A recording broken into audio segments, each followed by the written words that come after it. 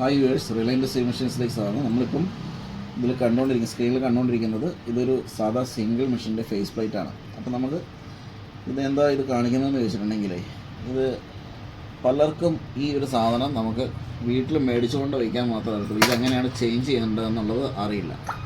അപ്പോൾ നമുക്കിത് സിമ്പിളായിട്ട് ചേഞ്ച് ചെയ്യാൻ വേണ്ടിയിട്ട് സാധിക്കും. ആദ്യമായിട്ട് നമുക്കിത് ഈ ഒരു സ്ക്രൂ, അതായത് ഈ ഫേസ് പ്ലേറ്റിനോട് ചേർന്നിട്ടുള്ള ഈ ഒരു സ്ക്രൂ റിമൂവ് ചെയ്യുക. ജസ്റ്റ് റിമൂവ് ചെയ്യുക. അതിനുശേഷം ഇതിവിടുന്ന് ഈ ടെൻഷൻ സെറ്റ് ഊരിയെടുക്കാം. എന്നിട്ട് ഇത് നമ്മൾ പുതിയ ടെൻഷൻ സെറ്റ് നമുക്ക് ഇതിലേക്ക് ആഡ് ചെയ്ത് കൊടുക്കാം. ചില കേസിൽ നമുക്കിത് വരുമ്പം ഇത് ഈ ബോഡിയിലേക്ക് ടച്ച് ചെയ്ത് വന്നാലും ഇങ്ങനെ പുറത്തേക്കൊരു കമ്പി ഒരു അരോചകമായിട്ട് തോന്നും.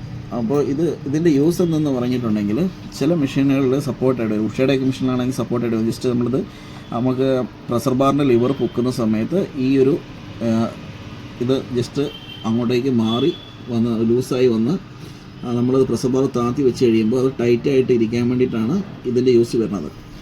ഇപ്പം പഴയ ടൈപ്പ് എല്ലാ മെഷീനിലും ആ ഒരു ഫംഗ്ഷൻ വർക്ക് ചെയ്യണമെന്നില്ല. ആ സമയത്ത് നമ്മൾ എന്ത് ചെയ്യണമെന്ന് വെച്ചിട്ടുണ്ടെങ്കിൽ, ഇതൊരു അരോചകമായിട്ട് തോന്നുന്നു.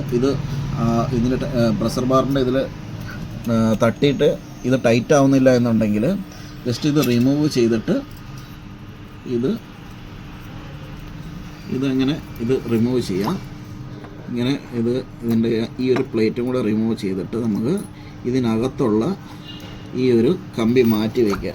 അതിനുശേഷം തിരിച്ച് നമ്മൾ എന്തൊക്കെയാണോ ഊരിയെടുത്തേക്കുന്നത് അത് അതേപോലെ തന്നെ തിരിച്ച് അതിലേക്ക് ഫിക്സ് ചെയ്യുക.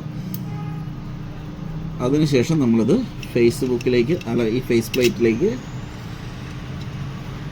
വെച്ചതിന് ശേഷം ഈ സ്ക്രൂ നന്നായി ടൈറ്റ് ചെയ്ത് കൊടുക്കുക. വീഡിയോ എല്ലാവർക്കും ഉപകാരപ്രദമായെന്ന് വിചാരിക്കുന്നു. Thank you.